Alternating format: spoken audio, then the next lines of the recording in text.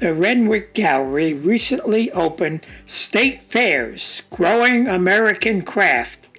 It is the first exhibition dedicated to the contributions made by artists to the great U.S. tradition of state fairs. The Renwick Gallery is the home of the Smithsonian American Art Museum's program of contemporary craft and decorative arts. The Renwick Building, a historic landmark, is the first building expressly built as an art museum in the United States. It is considered one of the first and finest examples of Second Empire architecture in America. The building has a rich history that includes its scheduled demolition and its rescue from ruination by Jacqueline Kennedy. See the description for a link of a video providing the history of the building.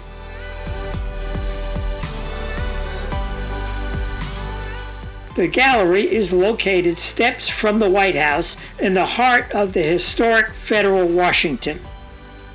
There are over 240 artworks on view dating from the mid-19th century to the present. Curation of this exhibit required over 5 years of on-the-ground and behind-the-scenes research.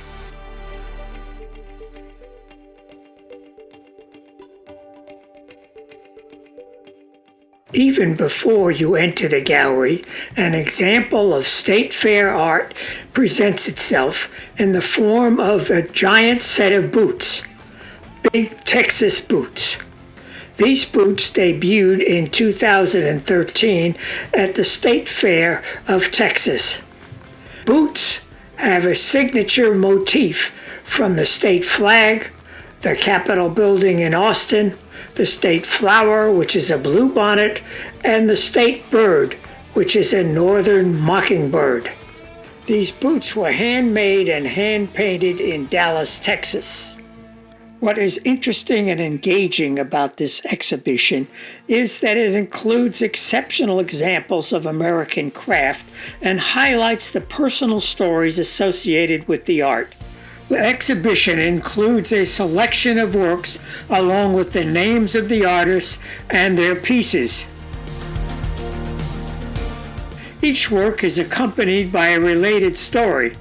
The following are a brief summary of a few of these stories connected with the artist's work. A book about this exhibit is available for purchase online and provides much more detail than is possible in this video. The first example offered is this quilt prominently displayed by Margaret J. Gilman of Pettacook, New Hampshire. The quilt won second prize at the 1903 Concord State Fair. Like many rural women, Margaret J. Gilman sewed clothing for local families to supplement her household income. She saved scraps for her own textile project. This exemplary crazy quilt incorporates irregular shaped pieces, bright silk, adorned to which she added embroidery. At the bottom edge, Gilman added the names of her children, Ruth and Charles, at the request of young Ruth, who watched her mother at work. Peggy Hartwell, from Somerville, South Carolina, made a quilt that depicts her grandparents, William and Annie Tyler, as she remembers them in the 1940s. Annie used a cow horn hanging from her shoulder strap to call family in for dinner. Together they stand in the field of cotton they picked as sharecroppers, with flowers blossoming at their feet. Bertha Needon's medallion quilt took nearly 5 years to construct.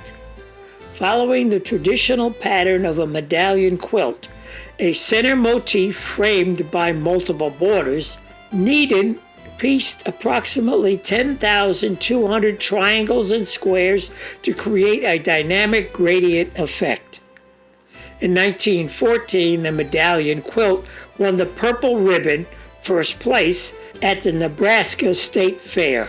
This colorful crocheted afghan by Ruth Ellen Klug won the rare perfect score from the needlepoint judges at the Minnesota State Fair. Klug first learned needlepoint from her mother. This afghan was made for her grandson Weston, who is 6 feet 4 inches tall and found her existing blankets too small. Growing up in Nebraska sandhills, Grace Snyder learned to quilt at an age of 6 to keep herself occupied during the long days of watching cattle. While raising 4 children on the ranch, she found time to enter her quilt in the state fairs. In 1944, this quilt won the Sweepstakes Award, Best in Show, at the Nebraska State Fair and earned her a prize of $2.50. Elda Strom grew up on a farm in Greene County, Wisconsin, and made this quilt for a 4-H display in a 1931 Wisconsin fair when she just was 13 years old. During the Great Depression, her 4-H group encouraged its members to take on thrifty homemaking projects, such as using flour and feed sacks to make clothing and bedding. For this piece, Strom cut out 1,152 fabric diamonds from empty sacks, dyed them, and pieced them together. She reported spending $2.02 and 65 hours to complete this quilt. Mary Elizabeth Shelby from Kansas City, Missouri, made this friendship quilt. As a child, she loved to play with her mother's button box. Later, she assembled her own button collection for various creative pursuits, including picture collages and mosaics. Approximately 11,923 buttons went into making the friendship quilt. It was her most ambitious work. The quilt placed 4th in a novelty quilt contest in the Missouri State Fair. Perhaps the most popular exhibit at the gallery is the Curious Regards, a butter cow. Sarah Pratt and her 2 twin daughters, Hannah and Grace, sculptured this full-size cow made from butter. The cow is kept at 40 degrees in a refrigerated enclosure. A kiosk shows a video of the process of creating this butter cow. Every year, visitors to the Iowa State Fair line up to see this life-size butter cow in the agricultural building. Butter art, a tradition among the 19th century farm women, became a popular feature in state and world fairs. The Pratts also create official butter cows for the Kansas State Fair and the Illinois State Fair.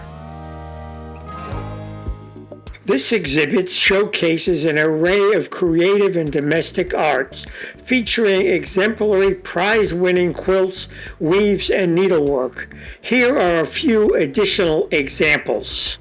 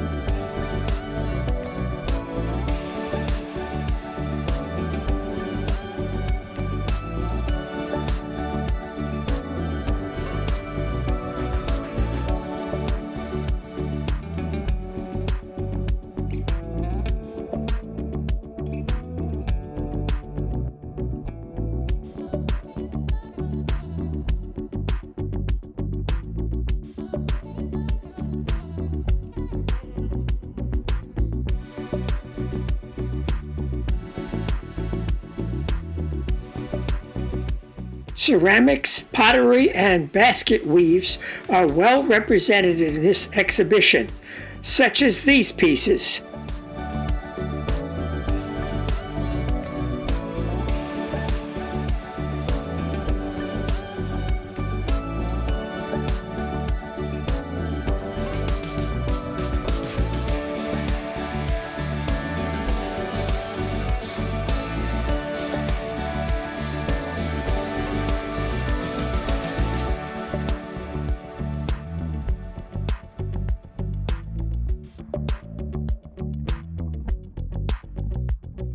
Rodeos and horse shows bring lively competition to state fairs through roping, riding, and occasional falls.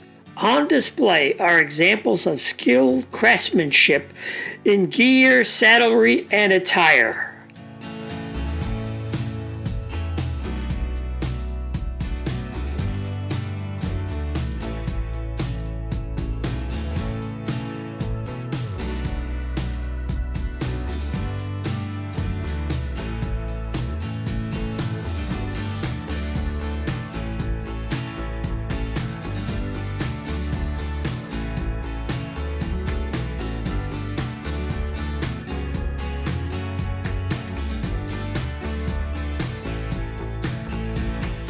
Food has always been part of state fairs, and this exhibition represents this aspect of fairs with a display by Ron Zietler.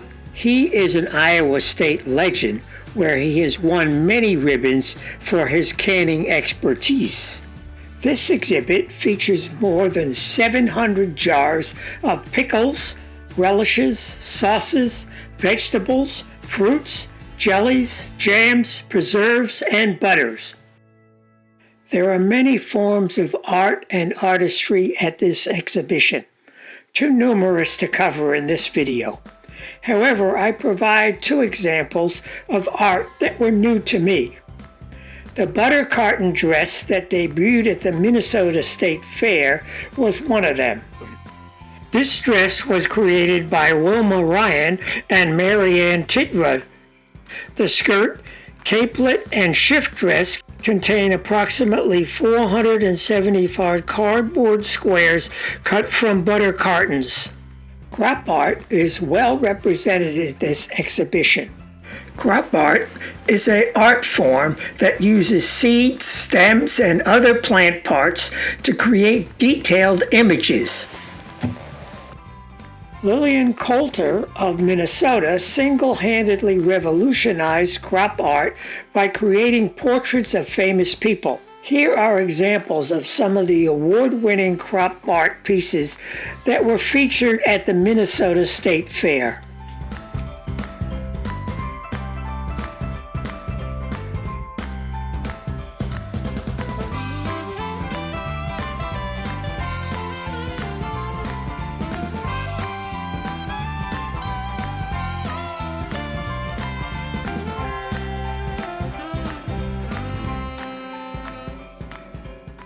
The State Fair's exhibition at the Renwick Gallery provides a rich set of regional and cultural traditions that represent the U.S.